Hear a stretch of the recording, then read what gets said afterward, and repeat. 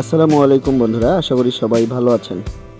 আজকে আমরা আপনাদেরকে দেখাবো কিভাবে মাত্র 500 টাকায় আমরা ঢাকা থেকে জাফলং চলে এসেছি এবং জাফলংয়ের সমস্ত সৌন্দর্য উপভোগ করেছি। তো চলুন শুরু করা যাক আজকের ভিডিওটি। আমরা ঢাকার কমলাপুর রেলওয়ে স্টেশন থেকে জনপ্রতি 375 টাকা টিকিট কেটে চলে আসি সিলেটে। বলে রাখা ভালো, 10 দিন আগে ট্রেনের টিকিট না ক্রয় করলে কিন্তু আপনারা ট্রেনের সিট পাবেন না। সিলেট রেলওয়ে স্টেশন থেকে বের হয়ে কদমতলী বাস টার্মিনাল থেকে অসংখ্য পরিমাণ জাফলংগামী বাস পেয়ে যাবেন, যার ভাড়া পড়বে জনপ্রতি মাত্র 120 টাকা। যেতে সময় লাগবে সর্বোচ্চ 2 ঘন্টা। এই রাস্তার অসাধারণ সৌন্দর্য দেখতে দেখতে কখন যে আপনি জাফলং পৌঁছে যাবেন সেটা আপনি বুঝতেই পারবেন না। আমাদের ক্ষেত্রেও ঠিক তাই হয়েছিল। বাস থেকে নেমে একটু হাঁটার পরেই আমরা চলে আসি জাফলং জিরো পয়েন্টে।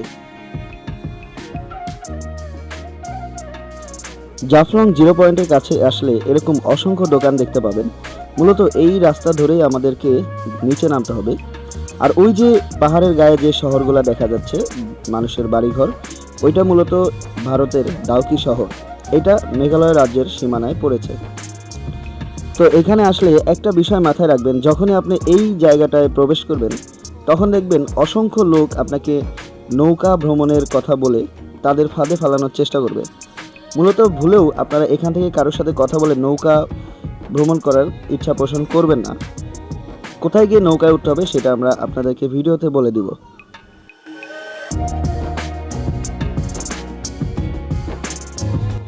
সবুজ পাহাড়ের বুকে ভারতের লোকালয়গুলো দেখে খুবই ভালো লাগতেছিল। মানে এর আগে আমি কখনো এত কাছ থেকে ভারত দেখি নাই, এটাই আমার প্রথম দেখা। তো আমি এখানে আসার পর জানতে পারি যে এই সাইডটা দিয়ে নাকি অসংখ্য মানুষ আগে মানে কাঁটাতারের বেড়া ক্রস করে যেভাবে মানুষ লুকিয়ে লুকিয়ে ভারতে প্রবেশ করে, ঠিক ওইভাবে অসংখ্য মানুষ নাকি আগে এই পাশ দিয়ে যেত এবং এ পাশ দিয়ে কিন্তু ভারতের অসংখ্য প্রোডাক্ট চোরাচালানির মাধ্যমে কিন্তু বাংলাদেশে চলে আসে। তো আমরা আস্তে আস্তে জাফলং জিরো পয়েন্টের ভিতরে যাচ্ছি। মূলত এই সিঁড়ি ধরে আমাদেরকে নিচে নামতে হবে, তাহলে আমরা জাফলংয়ের যে সুন্দর পাথরগুলো আছে এবং এইখানে যে একটা নদী আছে, আবার নদী পার করে যে ঝর্ণায় যেতে হয়, এই জায়গাগুলোয় পৌঁছাতে পারব।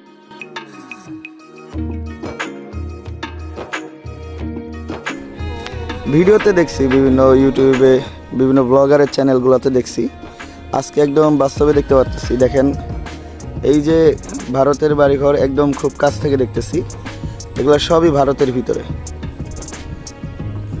তো আমার খুব ইচ্ছা ছিল এই মেঘালয় রাজ্যটা ঘুরে দেখার, কিন্তু বর্তমানে বাংলাদেশ আর ভারতের যে উত্তেজনা চলতেছে এর ভিতরে এই ইচ্ছাটা আর নাই। তো এই জন্য আমরা চলে আসছি জাফলং জিরো পয়েন্টে। এখান থেকে ভারত এবং বাংলাদেশ একদম কাছে।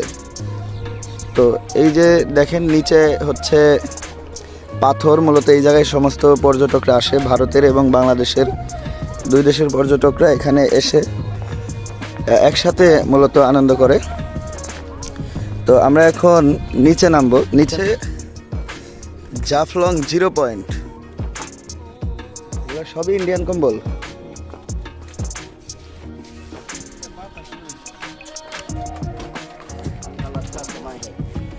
ইন্ডিয়ান জুস, হ্যাঁ ভালোই লাগতেছে। ইন্ডিয়ান জুস দিলেন খাইতে, এটা হচ্ছে 10 রুপি ইন্ডিয়ান না। তো বন্ধুরা, জাফলং জিরো পয়েন্টে নামার সময় কিন্তু সিঁড়ির দুই পাশে অসংখ্য দোকান পেয়ে যাবেন, যার বেশিরভাগ প্রোডাক্টই কিন্তু ইন্ডিয়ান জুস, অন্যান্য খাবার, কসমেটিক, কাপড় সব কিছু পেয়ে যাবেন এইখানে। এবং এই জিনিসগুলোর কিন্তু মূল্য অনেকটা কম আমাদের বাংলাদেশি বাজারের তুলনায়। কত সুন্দর আল্লাহর সৃষ্টি। এখানে অনেক ট্রলার আছে, যে ট্রলার দিয়ে এই নদীটা ঘুরে ঝর্ণায় নিয়ে যায়। আর একটু আগে একটা সাইনবোর্ড দেখলাম যে এই নদীতে গোসল করলে মৃত্যুর ঝুঁকি আছে। তো নদীতে নামার জন্য আমাদের পর্যটন যে ইনফরমেশন, তথ্য যেগুলো দেওয়া আছে, ওইখানে বলা আছে নদীতে নামা থেকে বিরত থাকুন। তো আমরা নদীতে নামবো না। তো সামনে ভারত ও বাংলাদেশ আন্তর্জাতিক সীমারেখা, পর্যটকদের সীমারেখা অতিক্রম না করার জন্য অনুরোধ করা হলো। পাথরগুলো দেখেন, কালারফুল পাথর। এই যে দেখেন, এই হচ্ছে ভারতের সীমানা। এর ওই পাশে আমাদের যাওয়া একদমই নিষেধ। পতাকা, আর এই যে হচ্ছে ভারতের পতাকা। এ পাশ পুরাটাই ভারত। ওই যে ভারতের নৌকা, ওগুলা সব। ওখান দিয়ে ভারতের মানুষ আসে জাফলং ঘুরতে। দড়ি টাঙানো, এই দড়ির ওই পাশে যাওয়া যাবে না, একদমই যাবে না, তাহলে বিএসএফ ধরে নিয়ে যাবে। বন্ধুরা, আপনারা যদি মায়াবী ঝর্ণার দিকে যেতে চান তাহলে ভুলেও কিন্তু এইখান থেকে কেউ নৌকায় উঠবেন না, কারণ এই নৌকাগুলো আপনার কাছ থেকে অনেক ভাড়া নেবে। পর্যটকদের বোকা বানানোই মূলত এদের কাজ। তো যদি আপনারা এখানে আসার পরও পানি এরকমই দেখতে পান, তাহলে আমাদের ভিডিওতে দেখানো মতো কিছু দূর হেঁটে যাবেন এবং পাথরের সৌন্দর্য প্লাস জাফলংয়ের সৌন্দর্য উপভোগ করবেন। হাঁটলে কিন্তু বন্ধুরা প্রকৃত সৌন্দর্য উপভোগ করা যায়। তো একটু হাঁটার পর কোথা থেকে আমরা নৌকায় উঠি এই বিষয়টা আপনারা ভিডিওতে লক্ষ্য রাখবেন। আপনারা যদি জাফলংয়ে আসেন, আপনারাও আমাদের মতো এখানে ঘুরতে যাবেন। এই নৌকাগুলো আমাদের কাছ থেকে রিজার্ভে 600 টাকা ভাড়া চাচ্ছিল, আর লোকালে গেলে জন প্রতি 150, তো এরকম ভাড়া চাচ্ছিল। তো আমরা যেটা করি, আমরা সামান্য একটু হাঁটার পরে এখান দিয়ে পাথরের সৌন্দর্যগুলো উপভোগ করি, পুরো জাফলংটাকে এনজয় করি। এরপর মাত্র 20 টাকা দিয়ে নদী পার হয়ে আমরা ঝর্ণায় চলে যাই।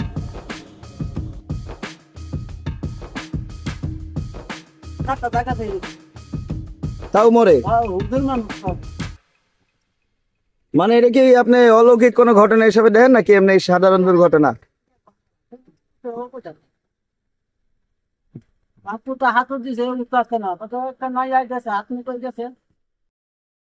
মাঝির সাথে গল্প করে জানতে পারি যে এখানে নাকি প্রতি বছরই মৃত্যুর ঘটনার মতো মর্মান্তিক ঘটনাগুলো ঘটে। তো এই নদীতে আসলে প্রচুর স্রোত, পানি কম থাকলেও অনেক স্রোত। এই স্রোতের কারণে অনেক মানুষই নদীতে নেমে গোসল করতে যখন যায় তখন কিন্তু মৃত্যুর মতো ঘটনাগুলো ঘটে। তো এই কারণে কিন্তু এখানকার স্থানীয় প্রশাসন এই নদীতে কিন্তু নামতে নিরুৎসাহ দেয়। তো দেখতে পাচ্ছেন আমরা এখন ঝর্ণার সামনে চলে আসছি। মূলত এই ঝর্ণায় আসার জন্যই নৌকার ভাড়াগুলো 600 টাকা নেয়, কিন্তু আমরা মাত্র 20 টাকায় কিন্তু চলে আসছি। আর দুই পাশে যে দোকানগুলো দেখতে পাচ্ছেন এগুলো সবই হচ্ছে ইন্ডিয়ান কসমেটিক, ইন্ডিয়ান খাবার, আচার ইত্যাদি দোকান।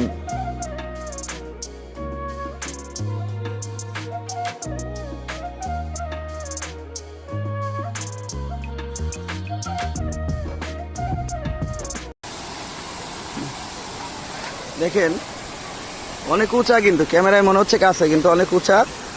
এই যে এই ঝর্ণার পানি কিন্তু সব বাংলাদেশের ভিতরে ঢুকতেছে।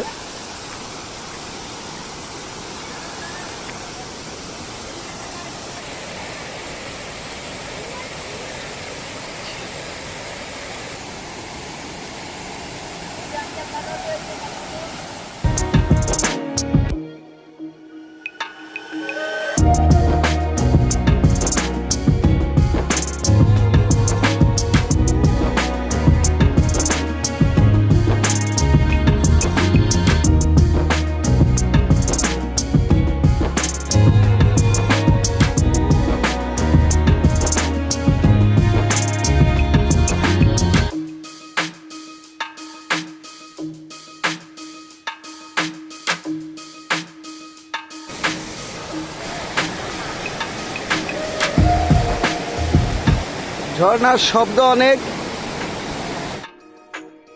আর পাহাড়গুলা দেখেন, মানে পাথরগুলা একটার উপর একটা আছে,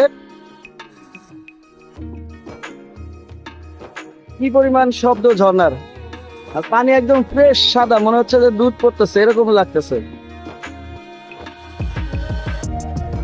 অনেকে উপরে উঠছে, কিন্তু আমি উপরে উঠতে পারতেছি না, কারণ আমার জুতাটা একদম পিছলা যাইতেছে। খালি পায়ে ওঠার চেষ্টা করলাম, তাও সম্ভব হচ্ছে না।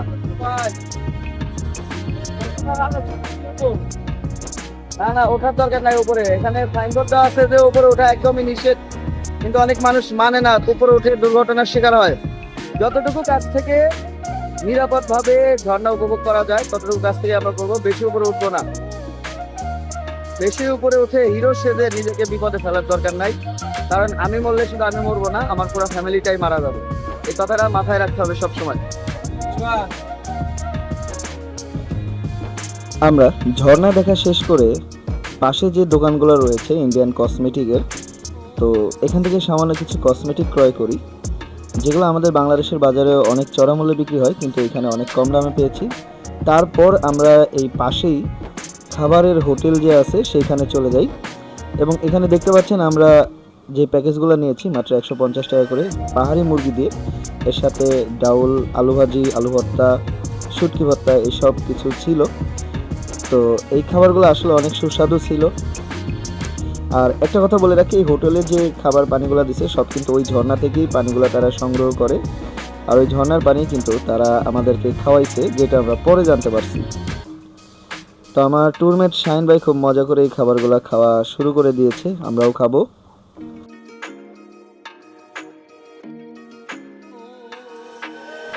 তো জাফলংয়ের পাথর দেখা শেষ করে, ঝর্ণা দেখা শেষ করে, নৌকায় করে নদী পার হয়ে আমরা জাফলং ত্যাগ করতেছি।